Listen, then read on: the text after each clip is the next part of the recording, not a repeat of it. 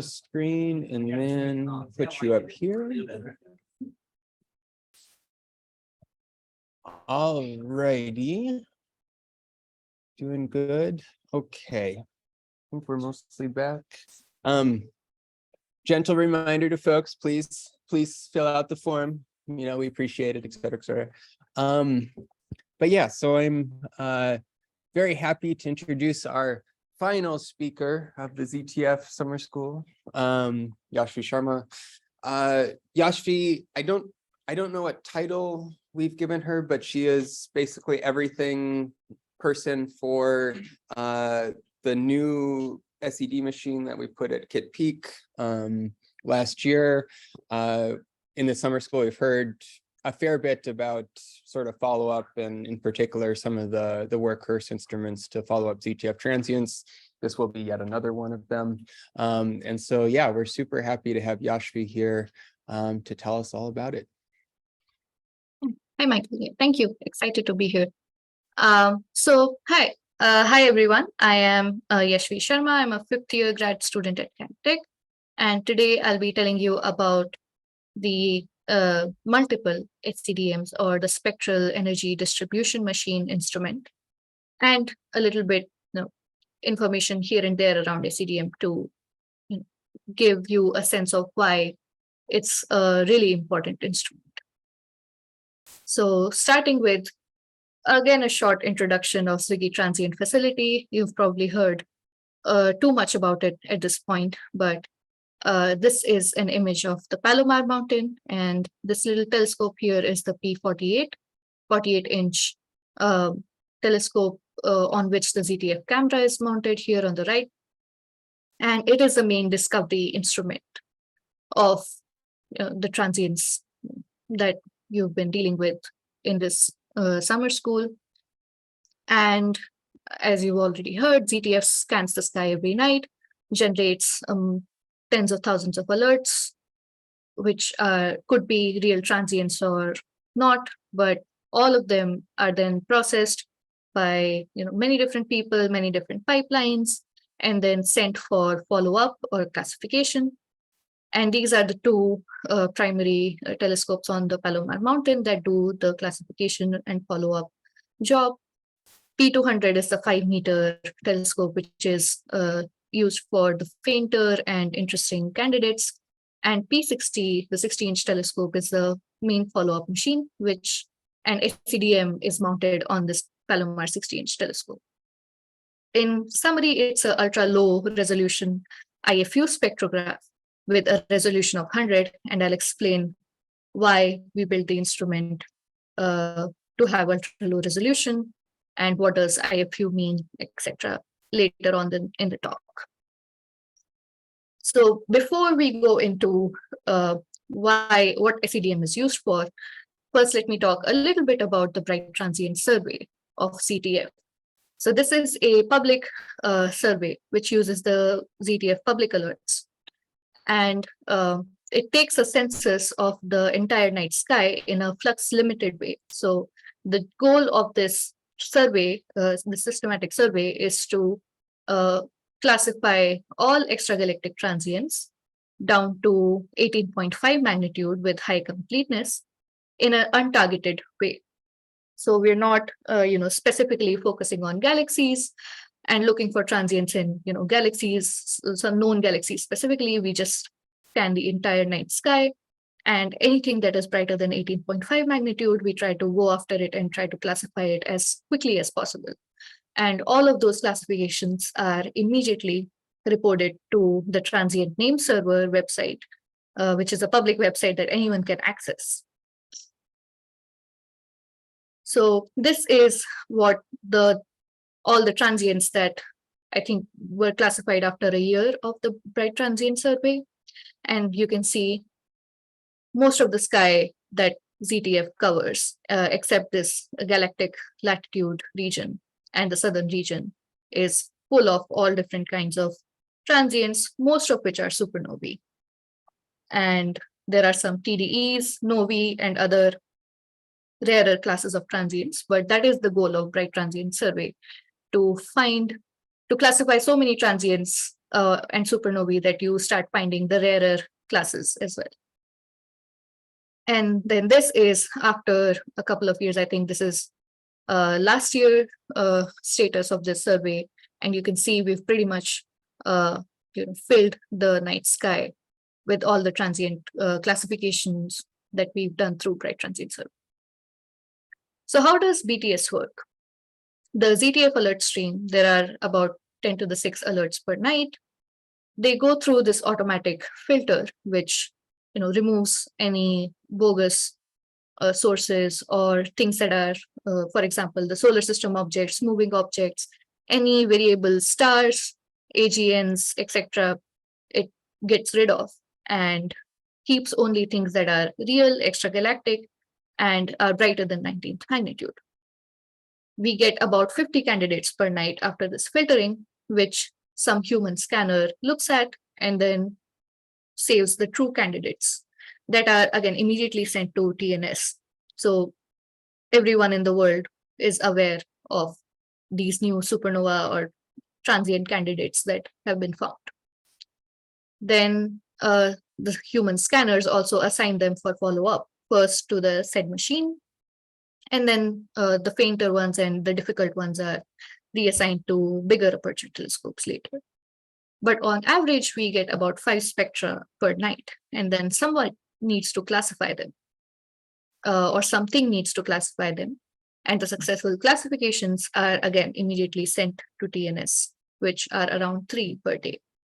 So this here is an example of a spectrum classified through supernova identification software, or SNID in short. And what SNID does is matches the template or like old templates of supernovae to this new spectrum that you have, and gives you a guess classification, what phase the spectrum could be at, and what redshift the spectrum could be at. So this is the whole pipeline of Bright Transient Survey, and SEDM is the main workhorse instrument for Bright Transient Survey. This is just the front page of Transient Name Server. If any of you are interested, you can go to this website. Making an account is free, and then you'll have access to all the supernovae that are reported by not just ZTF, but different surveys around the world, and their classifications, their spectra, some photometry information, and you can do all kinds of analysis using this. Then the Bright Transient Survey has been very successful on Transient Name Server since the May of 2018, when the survey started. We have classified over 8,000 transients, and most of them using SED machine, which averages around 11 spectra per night. And it is leading, it's the leading instrument on TNS. Around 4,300 objects have SEDM as the official classifier, and we've uploaded spectra of many others, as secondary or tertiary classifier. But 46% of total, classifications on TNS come from SEDM. And we've been able to achieve greater than 90% completeness at 18.5 magnitude. And what's more is we started building machine learning and deep learning tools. For example, this SN1A Score, which automatically will send classification to the transient name server if the classification has an accuracy of greater than 90%. So SN1A Score, I'll talk about it later, but it's a binary deep learning classifier, which only looks at whether something is a type 1A or non-type 1A supernovae. And within exposure completion, like within 11 minutes of exposure completion, the classification is sent to TNS, which is a really fast turnaround. You can see why we started with SN1A Score, because most of the classification, most of the type of supernovae or type of transient that we get in Bright Transient Survey are these type 1A supernovae. roughly 70% of them are type 1A supernovae. And then the rest 30% are core collapse supernovae or some other rarer classes. So how is SEDM so efficient at supernova classification? Simply because it was built for, optimized for supernova classification. The Palomar 60-inch telescope is fully robotic, so all of its operations are, there is no human interference in them. No one needs to stay up at night to observe the targets, and in the morning you just look at all the data this telescope has collected. And the resolution of the SEDM is optimized for supernova spectral features. R of 100 gives you the resolves the emission and absorption features, which are higher than around, I think, 5,000 kilometers per second. And a standard supernova, because it's expanding at really high velocities, has velocities in the range of 10,000 or higher kilometer per second. So taking a spectrum of the supernova with SEDM, we can easily classify it. And after we take the data, the operations are also fully automated. The data reduction pipeline called PySEDM, it's also publicly available software, so you can look at it on GitHub, but it reduces the data automatically and then gives you the final spectrum from the raw CCD image. And then after that, the partially automated spectral classification softwares do the rest of the job. And we are continuously improving the data reduction pipeline so that we can get better SNR from the data that we've collected with the least exposure time.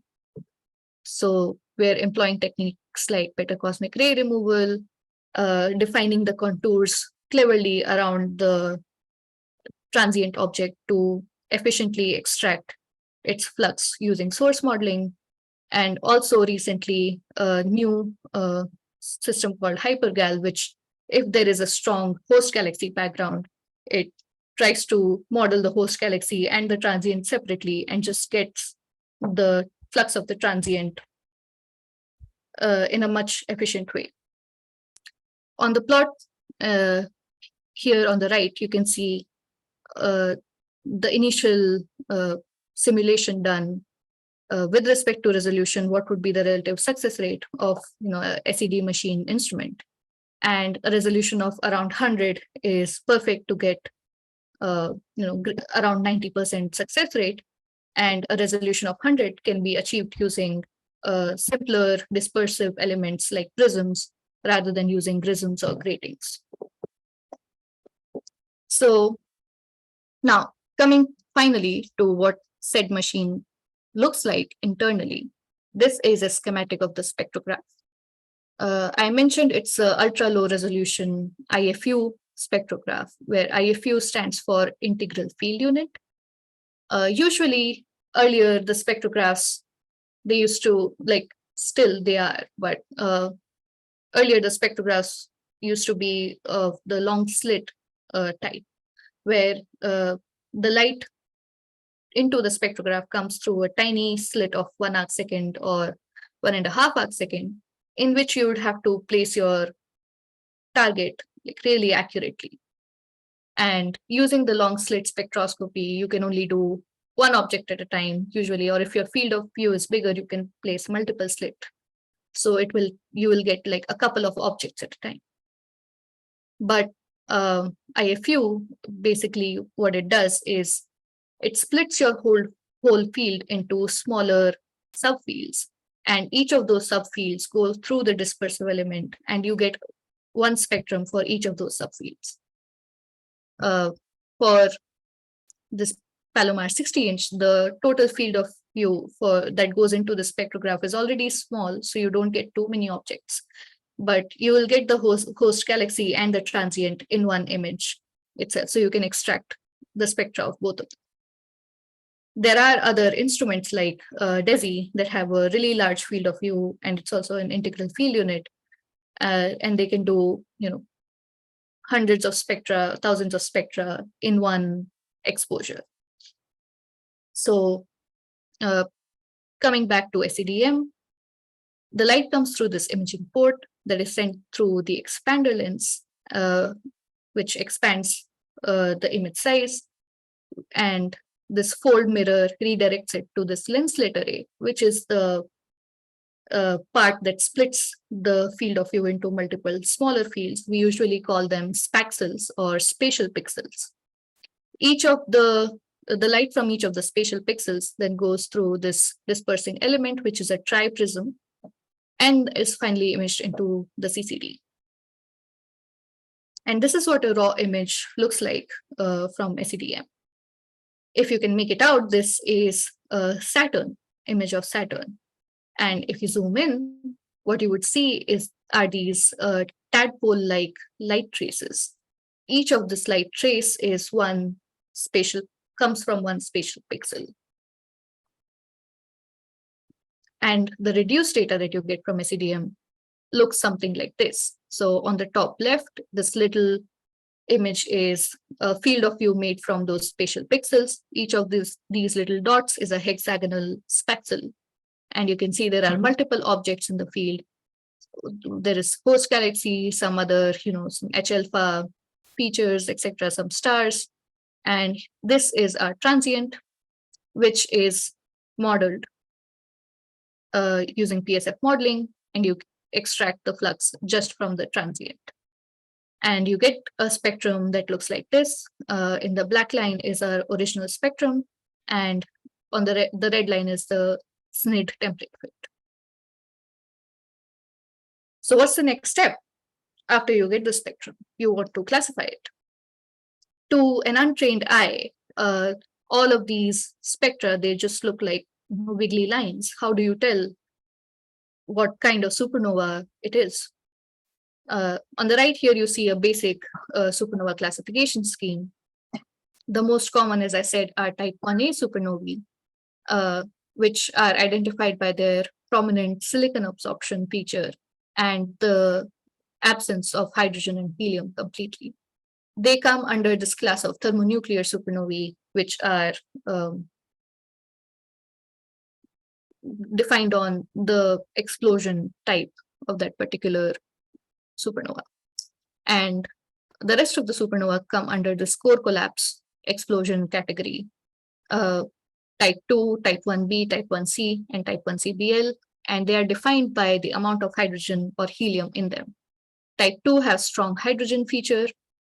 Type 1b have strong helium, but weak or no hydrogen feature. Type 1c have neither hydrogen or helium. So they look very similar to type 1as, but the silicon absorption is stronger in type 1a compared to type 1c. And type 1cBl refers to broadline supernovae that are expanding at really high velocities, so their absorption and emission features are really broad. So we have been using classification template matching softwares like SNID and SuperFit to match a new spectrum to some old reference spectrum and get an idea of its type. But they're not made for automatic classification. They're meant to assist humans in classifying the spectrum. So, and you've seen in the previous slides how many, the number of supernovae spectra that we're getting and we're classifying. They're in thousands, and it's really time consuming to classify or look at all of them and classify them. So as usual, we use deep learning or machine learning to help us with this task. So we first started with SN1A Score. This is a deep learning based program developed by Christopher Fremling, specifically for type 1A supernovae, because those are the most abundant. And if we can automatically get rid of them at really high accuracy, then that reduces the spectra that we need to look at by at least half. It's trained only on SEDM spectra, so it's really optimized to judge what a SEDM spectrum would look like for a type 1A. And it uses recurrent neural network architecture with heavy dropout. So I'll explain RNN later, but what heavy dropout means in your deep learning program or like in your deep learning model, you have different layers that process your data. And in between, you can add these dropout layers that will randomly get rid of some % of your data. So your model doesn't overfit on your training data and can do well on testing data or unseen data. And this particular is architecture here is what SN1A Score uses. It not only does classification, but it can also do regression and predict redshifts.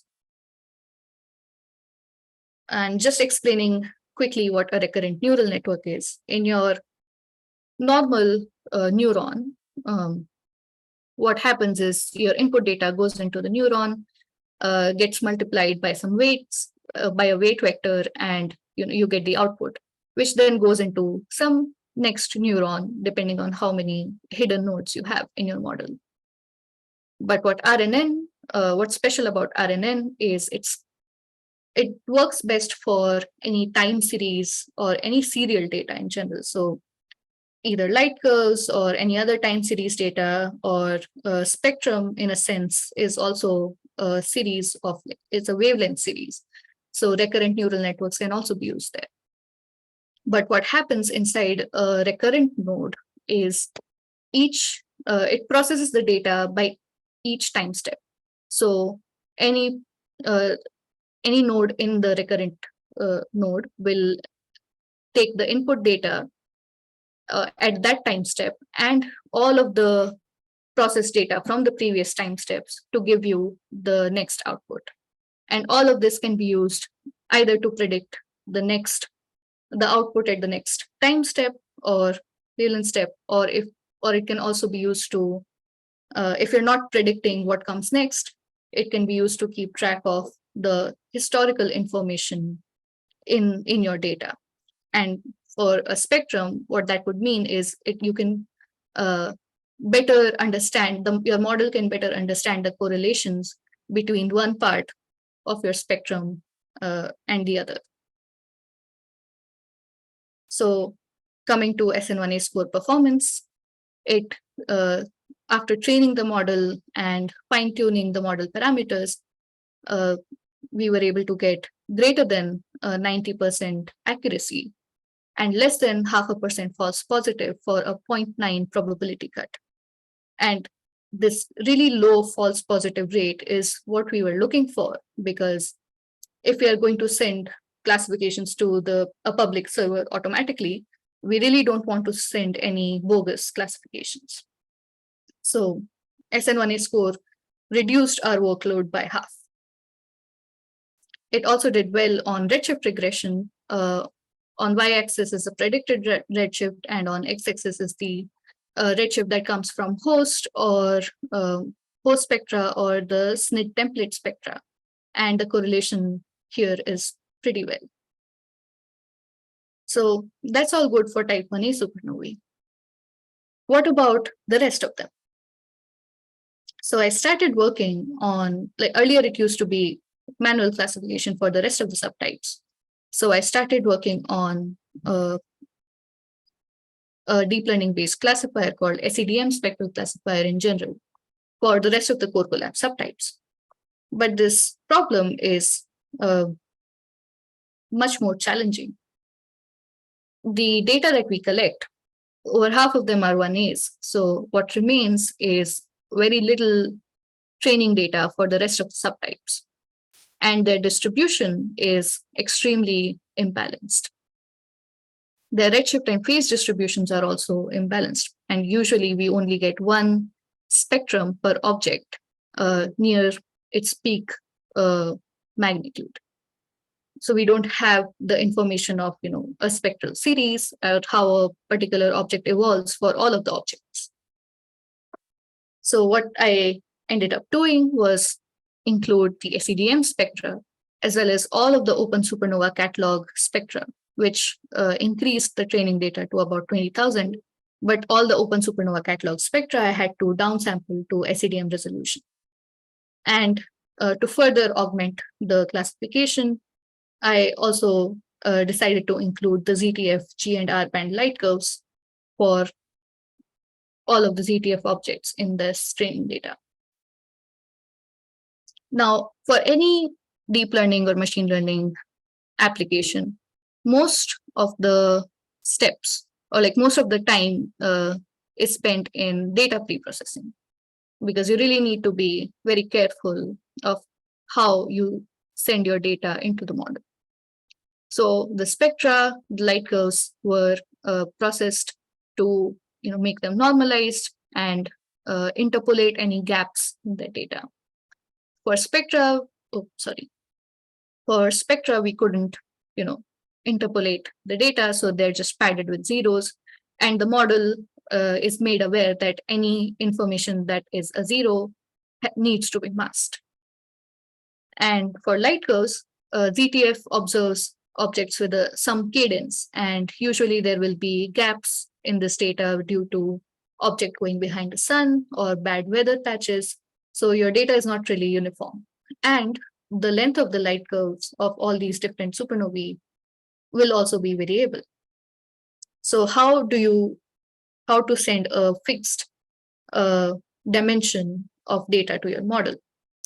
One option is just to decide, okay, we're going to use 200 days of light curve to send to the model, and we can either interpolate using simple interpolation, use padding or masking, or in this case, I used Gaussian process regression to interpolate the light curves.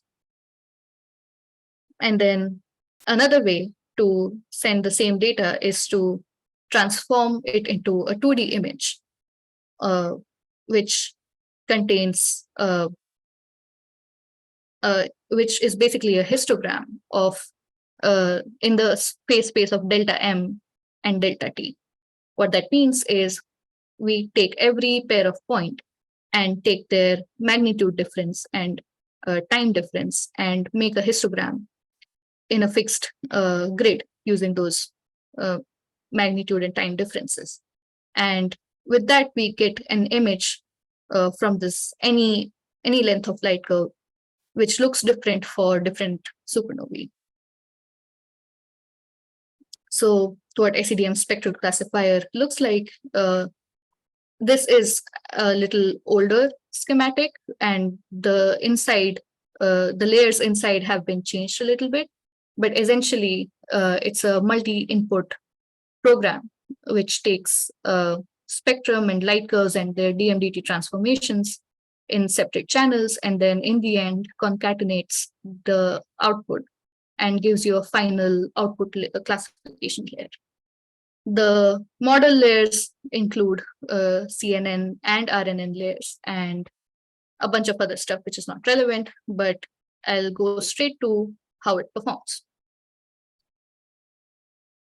Because core collapse or like non-type 1A supernova categories were around 10 to 15 different subcategories, we started with first doing a classification of all of those layers at the same time, and that was not giving great results because each of the subclasses had very few examples to train the model on. So what I decided to do in the end was go layer by layer. In first layer, try to classify SN versus AGN versus CVs, and we're able to get 95% accuracy in this classification. And in the next layer, we try to classify whether a supernova is hydrogen rich or hydrogen poor. And in the further layers, we go into subtypes of hydrogen rich and subtypes of hydrogen poor supernova. So what it does is it gives you a more robust number of criteria to decide whether you want to send some particular classification to the TNS or not. And for the longest time, we were not getting really great accuracies on hydrogen rich versus hydrogen poor layer, mainly because there were lots of sneaky examples in the data where core collapse supernova was changing its type from hydrogen poor to hydrogen rich. Or there were many examples in the training data where the spectrum is of a hydrogen poor supernovae, but it is contaminated by the host galaxy spectrum, which usually has a hydrogen feature. Now, in higher resolution spectra, those lines from the host galaxies are very narrow. So you can easily tell whether it comes from the supernova or from the host galaxy. But because SEDM's resolution is really low, those lines merge and it essentially looks like a hydrogen feature in the supernova. After removing all of those bad examples, we're able to get 93% accuracy. Now, in the real data, we will encounter those examples again, where a supernova is dominated by the host galaxy light.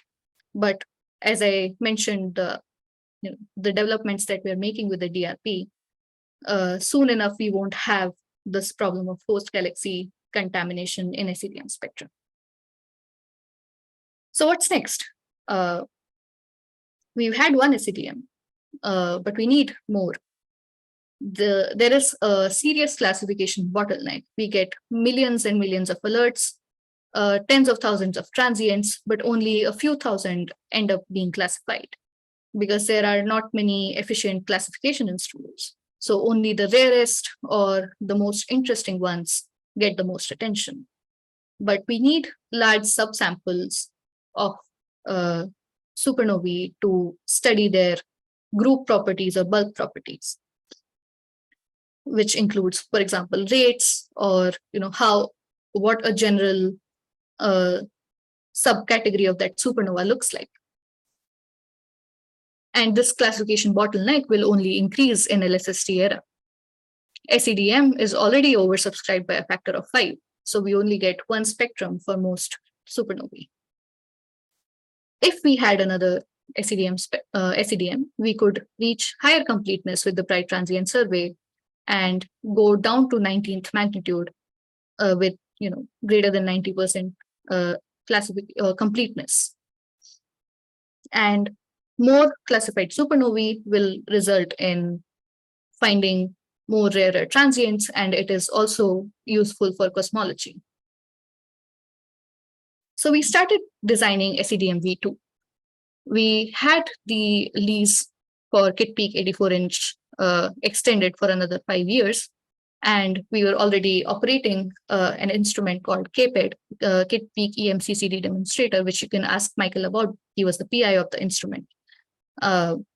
We were already using that instrument on Kit Peak 84-inch, so we had some heritage there. For KPED, we had roboticized and made the telescope remotely operable, so that part was already there. And taking advantage of the mature design of SEDM, we started designing SEDM V2 for Kit Peak 84-inch. On top of that, we decided to use better cameras. You can see the figure on the right here. The original camera that we used for SEDM had 60% efficiency, quantum efficiency of the detector. But over time, we switched the camera types, and we were able to get around 90% quantum efficiency on the red side, but the blue side was still pretty low. With or Icon L series cameras, we could get around 90% accuracy in the whole wavelength range, or in the whole optical wavelength range. So we decided to use the Andor cameras. And with Kit Peak 84-inch, we roughly get twice gain in the effective area compared to 60-inch, which means less exposure time per object, and we can do more number of objects per night. This is the schematic of SEDM V2 on the left here. You can see that it looks pretty similar to SEDM. Light comes from this imaging port, goes through the expander lens, then goes through the multi-lens slit array, the triprism, and finally into the camera. This other channel goes to the guider camera, which is used to keep the telescope on the target for the duration of the exposure. On top of that, this guider camera that we decided to use is similar to what Kit Peak EMCCD imager was using. So basically not a CCD imager, but an EMCCD imager.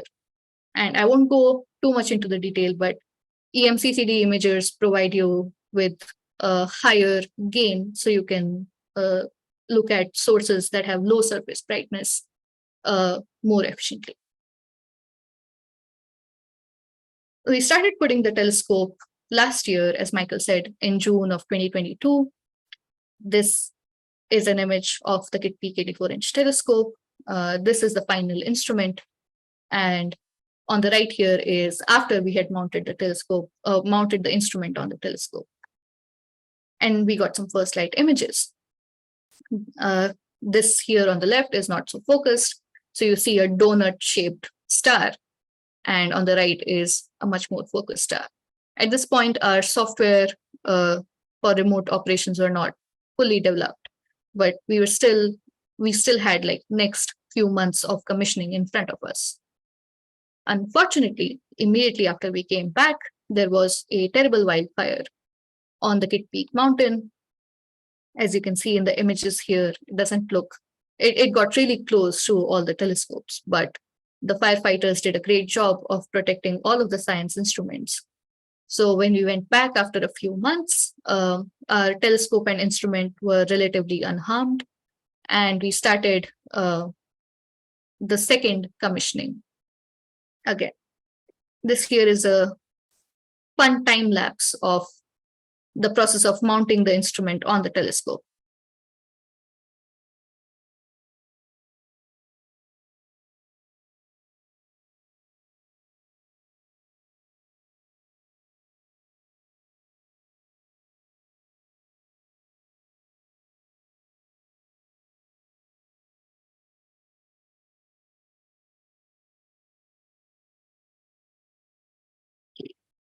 Moving on, we finally were able to get our first science results and standard star data for flux calibration. And on the right here is the first, I would say, good supernova data that we got.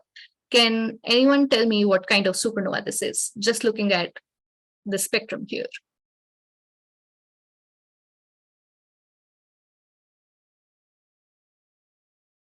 Any guesses? Is it a type 1? Is it type 2? I can't hear anyone in the room if they're speaking.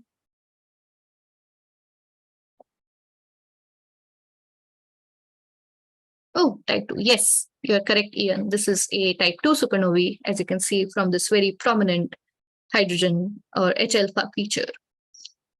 So yeah, this is what we have so far with SEDM V2. We have more data coming in, and we are still in the commissioning process that was delayed by 6 months.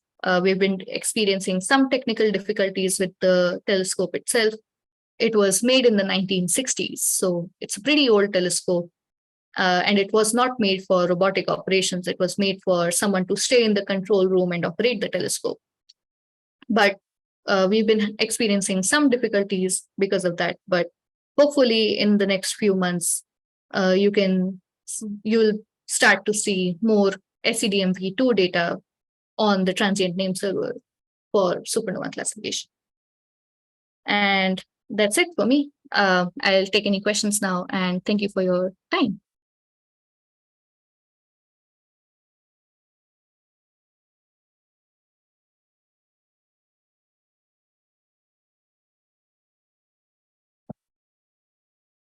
Michael, are there any questions in the room?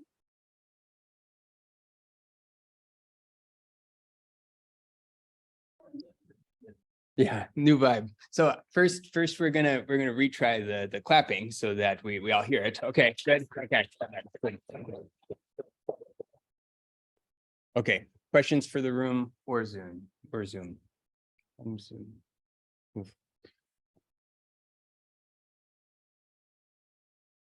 Okay, if not, thank you, Yashvi. That was wonderful. Okay, so I think this brings us to the end of the summer school officially. Thank you everyone for both in person and on Zoom for joining. As I said, this was a very positive experience. Under the assumption we run it next year, which seems like we likely will, please apply again, so on and so forth. Including some of you as TAs, right? I mean, this is we need people who are interested in coming to help. Yay, help. Otherwise, yeah, last plea to, yeah, please fill out the Google form so we can tell NSF, yay, good job, whatever. And otherwise, yeah, thanks for everyone being here. Huge congrats to the TAs. Yeah, good job, TAs. Yeah.